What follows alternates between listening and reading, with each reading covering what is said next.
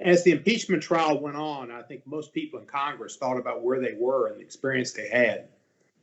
I was up in the gallery of the House chamber, and I had my cell phone with me, and I was looking at my Twitter account, and I saw some notices that there were attempts to get into the Capitol and some pictures of Trump people fighting with police on the side of the building.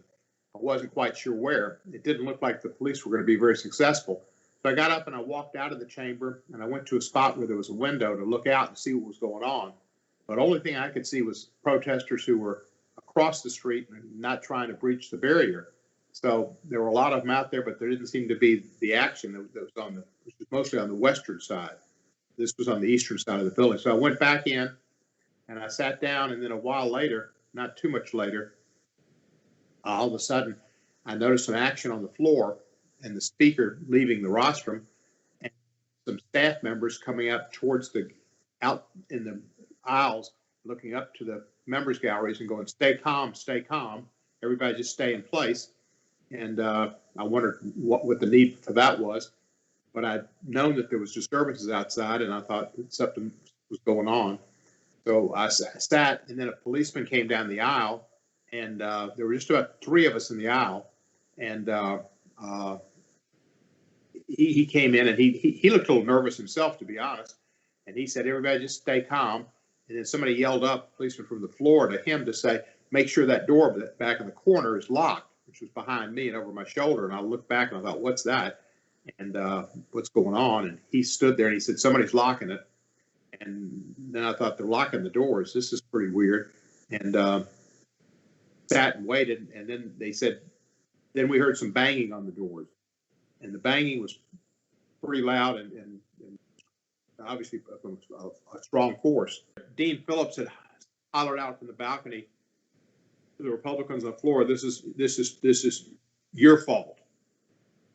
And about 30 or 45 seconds later, I realized what Dean said was right, and I knew what was going on. I yelled out, strong voice, call your leader. Tell him to call off the Revolutionary Guard. And at that point, I mean, I knew that we had a problem. They were like a Revolutionary Guard coming at us, and the only person who could call them off would be Trump. And then the officers told us to take out our gas masks, which were underneath our seats.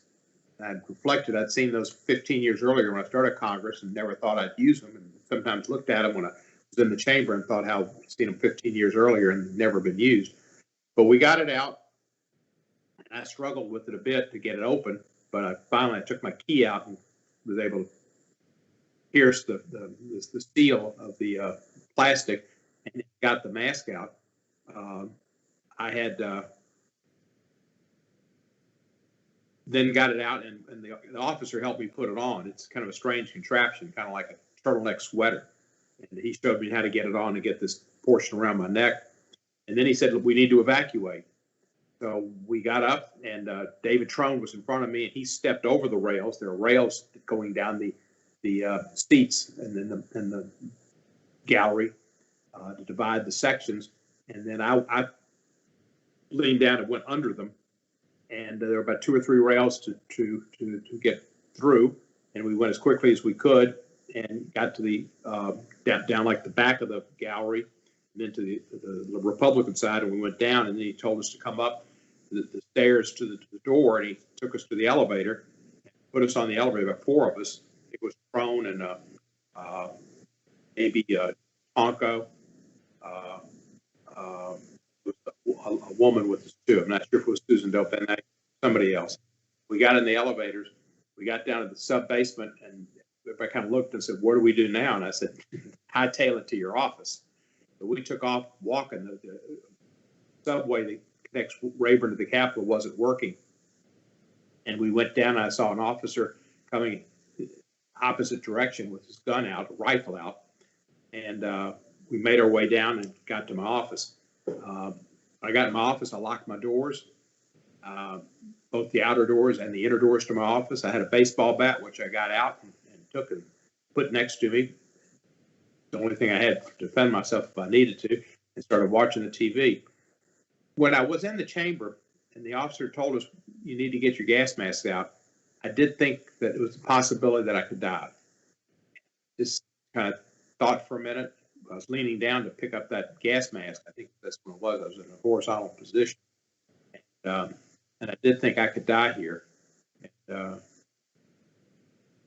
it was pretty strange. And then later, as I learned from the discussion on the House impeachment manager's evidence, that some of the insurrectionists had said they would have killed any member they found. When I heard that, I realized that I was that close to death, and that the Capitol Police had saved me.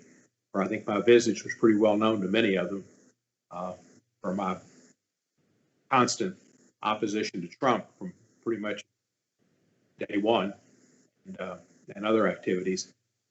They would have taken me and probably gleefully done whatever they would have done. It would not have been pleasant. It might have been death. It might have just been discomfort and injury.